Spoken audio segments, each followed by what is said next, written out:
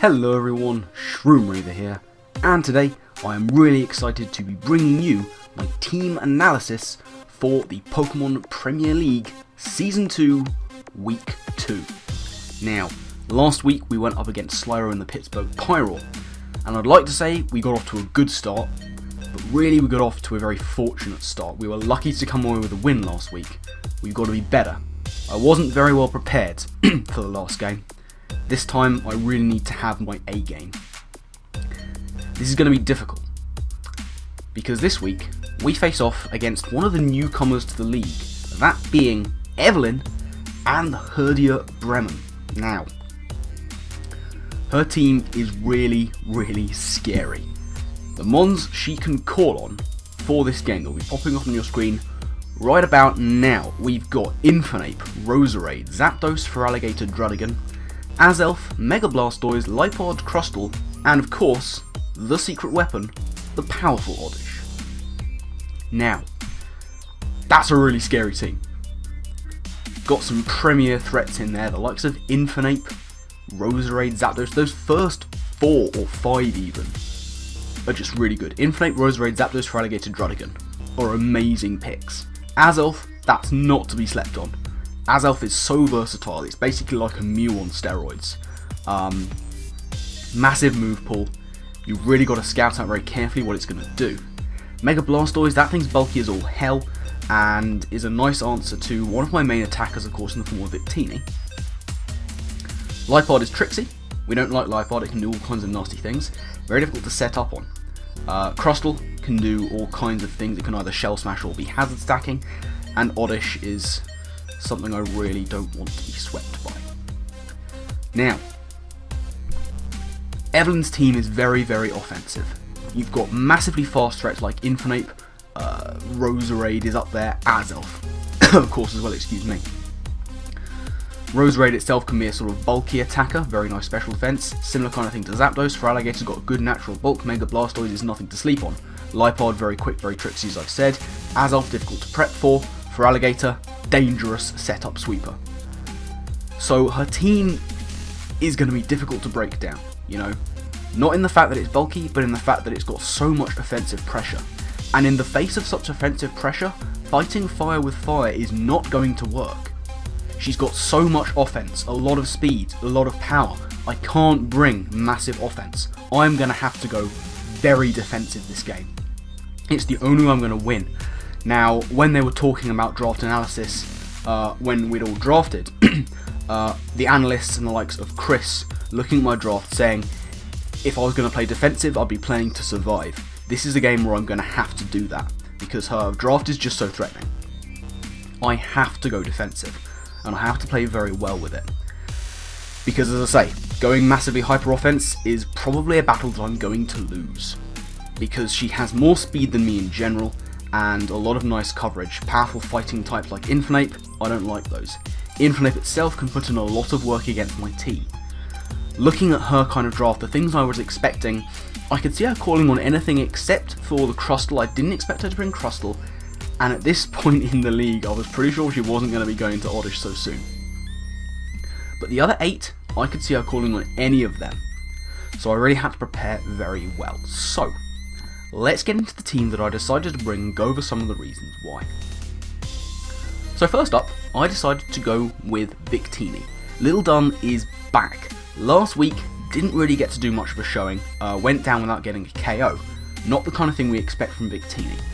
And to be honest, I'm not expecting it to get too many KOs this game either, because I'm going defensive with Victini. As you can see, I've gone with a spread of 252 HP, 24 attack, 148 defense and 84 speed, Impish Nature, V-Cray, Bolt Strike, Will-O-Wisp and Thunder Wave. Yeah, I've gone dual status with V-Cray and Bolt Strike with the leftovers. Now, Victini is kind of one of the only things I have for Infernape. My bulky water that I have on the team, or the water type I have that can be bulky, is Empoleon, who doesn't want to take on Infernape. It loses one-on-one pretty much every time, because of that fighting stat that it gets. I don't have a lot that wants to take it on. My walls are not going to be too happy to take on its hits. It gets the likes of Flare Blitz, of course, close combat, but also Stone Edge, Earthquake, Gunk Shot, Mach Punch, Thunder Punch, all these kind of moves that the likes of Umbreon and Mega Ordino don't want to be taking. So I kind of had to go with defensive Victini. This set will take, obviously, Infernape's dual stabs very nicely. It can also take at least one Earthquake or Stone Edge. I'm kind of expecting her to go fully physical with Stone Edge, because a set with the likes of Flare Blitz, Close Combat, Stone Edge and Gunk Shot can put the hurt on my entire squad. So that's kind of what I'm expecting here. Victini can take any one of those hits, and ideally hit back with a Thunder Wave, which is going to be crucial.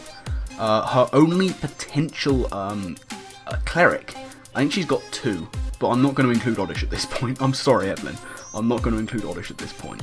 So the only one I'm really looking at is Roserade, and I fully expect offensive Roserade, simply because it's such a threat. It puts in so much work, it's got massive coverage, Technician is nothing to sleep on, those hidden powers are suddenly really threatening, even if they're going against someone that doesn't have a dual weakness, because they're essentially hitting base 90. So I kind of want to get statuses on as many things as possible. Victini is the one to do that. T-Wave on the Infernape and the Azelf would be very nice. Burns onto the likes of Feraligatr, Druddigon, Azelf if it's physical, Lipard even, if I can get that off, that would be really nice as well. So that's what I'm going with Victini. Now the rest of those stats, the likes of the defense and the speed. 148 defense with a positive nature and 84 speed. That will allow me to outspeed Adamant, Feraligatr. And of course by extension Mega Blastoise with a neutral speed nature and max speed, if for some reason she wanted to bring that. So that's nice. So, you know, I can outspeed those Adamant ones, and the defense investment, funnily enough, allows me to live an Adamant, Sheer Force, Life Orb, Waterfall from a Feraligatr with 1% left. Which is going to be crucial, you know. Feraligatr is a massive threat, and those the dual attacks of the likes of Waterfall and Ice Punch can really hit my mons very hard. So Victini is there to be tanking hits, ideally from the Infernape, but it can take pretty much any one hit from any other mon, if they're physical. So that's the thinking behind Victini. V-Crate is still a very powerful attack, even with 24 attack that's doing a lot of damage. And you know, Bolt Strike can put the hurt on the likes of Gator, can dent the Mega Blastoise if needs be. Bolt Strike is also very nice because Evelyn does not have a ground type. She does not have an electric immunity, which is very important in this kind of format. You've got mons Volt switching around all over the place. And with Victini going for Bolt Strike, that's a very powerful move that can do a lot of damage and is not going to be immune? That's not a word. It's not going to not affect any one mon. You get my point. Bolt Strike's a good move to have. So that's the thinking behind Victini. Speaking of being able to abuse Evelyn's lack of an electric immunity, the second mon on the team is going to be Bohemian the Thundurus. Yeah, I've gone with a Choice Scarf Thundurus this time. Thunderbolt, Volt Switch, Hidden Power Ice and Psychic. 20 in HP, max special attack, 236 in speed. Now, what this allows me to do is outspeed anything on Evelyn's team that isn't a Scarfed Azelf. Now, if she's bringing Scarfed Azelf, I have no chance of outspeeding it whatever, so there's no point even trying. But I don't expect her to bring a Scarfed Azelf. If she's going to bring a Scarfer, I would imagine Infernape because of the coverage that it can have to hit my team massively. Or she might sort of go a bit left field and bring something like a Scarf Gator. That would be interesting to see as well. Scarf Roserade as well, there's all these kind of things she could do, but I'm not really expecting her to Scarf her fastest mon. You know, I don't know, I'm just not really expecting it. Either way, I've gone with the Scarf Thunder, so I'm hoping to outspeed everything. That investment allows me to just outspeed Scarfed Infernape, which is very nice. Thunderbolt Volt Switch, very much standards on this kind of spread, you know, especially as I said, with that lack of an immunity on her side. Hidden Power Ice, obviously you've got Ice and Electric, they're very nice offensive synergies in the form of those kind of typings.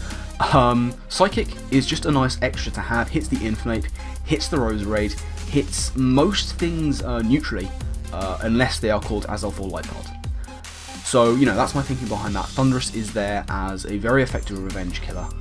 Choice Scarf is going to be outspeeding everything, as I said. Looking for it to put in some work here.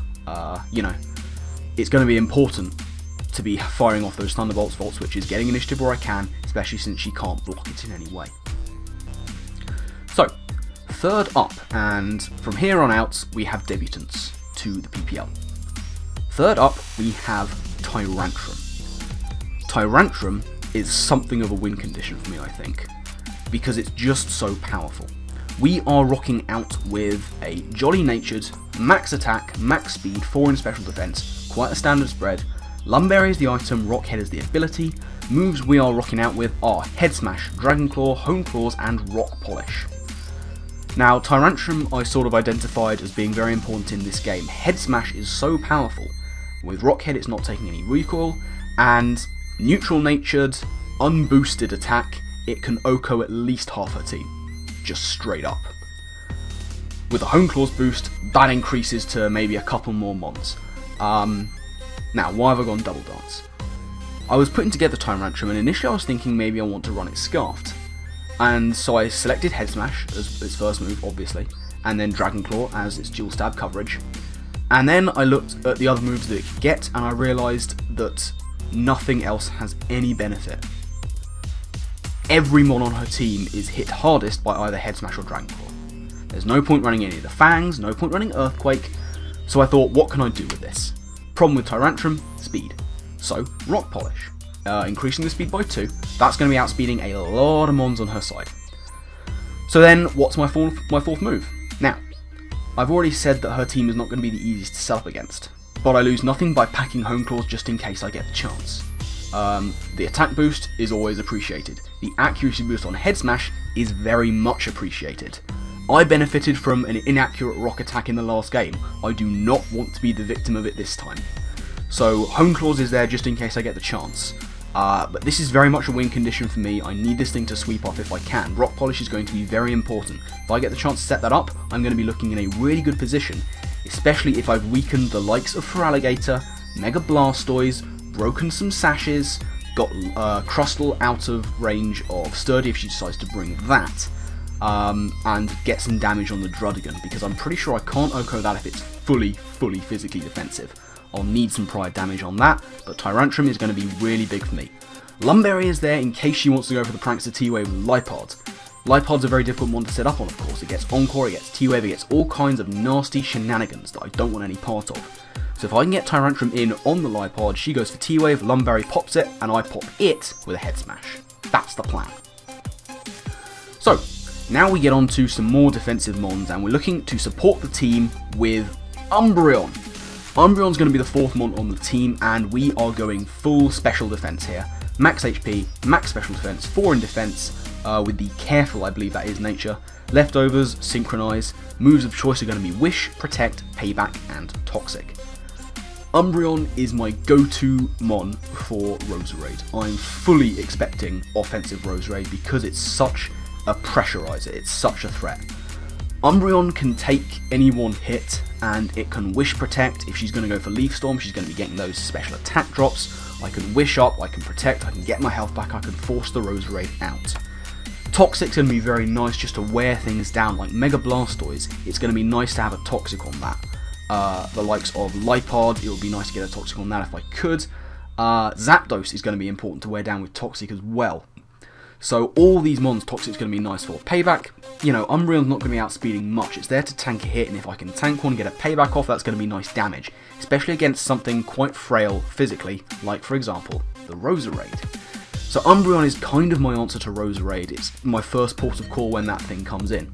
It can also tank hits from the likes of Zapdos. It can pretty much take any physical hit, even though it's not invested, because Umbreon's just such a monster.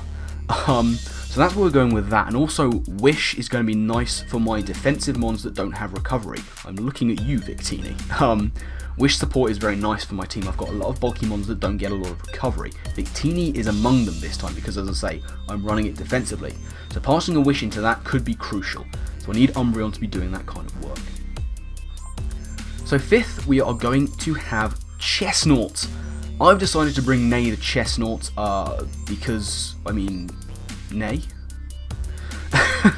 We are rocking out with a bulletproof Chestnut, 244 HP, 148 attack, 104 defense, and 12 in special defense. With the adamant nature, the item is going to be a Cobra Berry.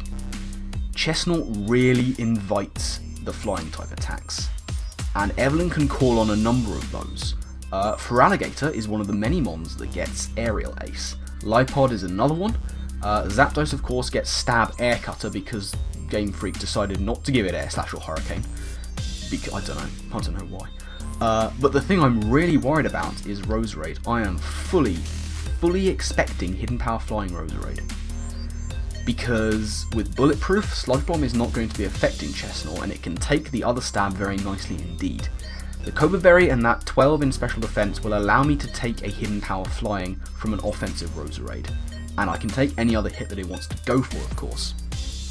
The defensive investment is going to allow me to live hits from the like of Feraligatr and fire back with powerful Seed Bombs. Drain Punch is there to try and get health back from the Lipod if it wants to stay on me, and go for an Aerial Ace, maybe even a Play Rough. Zen Headbutt is there because, as I said, I want to be able to take a hit from a Roserade, but under any normal circumstances, Chestnut can't fire back. Its dual stabs are very much resisted. So Zen Headbutt is there to try and deal some damage to the Roserade, and with my attack investment, after 2 layers of spikes, that will OHKO offensive Roserade, which is, as I said, what I'm expecting her to bring. So, you know, Chestnut is going to be nice there. I had a bit of 4 move slot syndrome issues with Chestnut because I really wanted to pack Spiky Shield, but really I can't afford to, so I've just gone 3 attacks and spikes. Hazards are going to be really nice against that team. I really want to break as many sashes as possible. I'm aware they don't affect the likes of Azelf or Zapdos, but I feel like I have ways of dealing with the latter.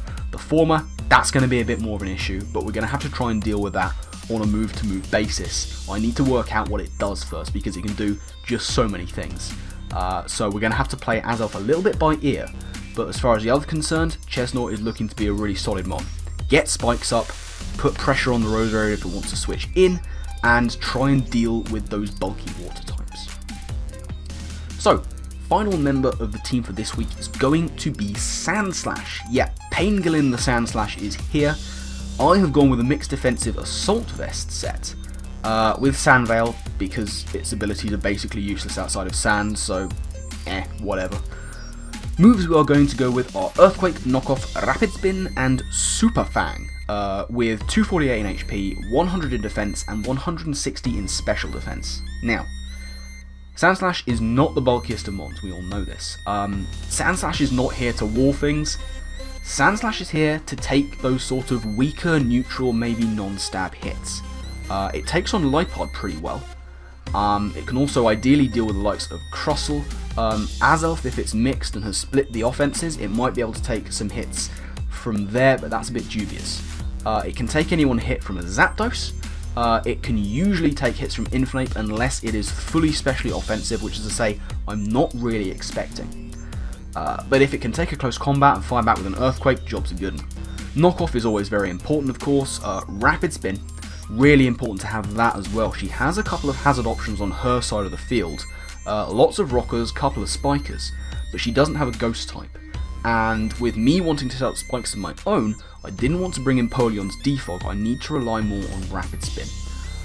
Super Fang is just a really useful move. Like switching to Sandslash, you're looking at Roserade, Feraligatr, Druddigon, Mega Blastoise, and getting half damage on those is going to be really nice. If she switches in a Mega Blastoise and I can just, like that, get 50% off, that's going to clear the way for Tyrantrum a little bit more. Because one of the things I need to do for Tyrantrum to sweep is get rid of that Mega Blastoise, because it is a problem. If she brings it, I'm expecting physically defensive to try and deal with Tyrantrum, to try and deal with Victini. So Super Fang is going to be a really nice asset to have on Sandslash, to try and get rid of those bulky switch-ins that are going to be so prevalent if I bring it in. As I say, Rapid Spin just to get rid of those hazards, no spin blocker on her side. Yeah, that's pretty much it, you know.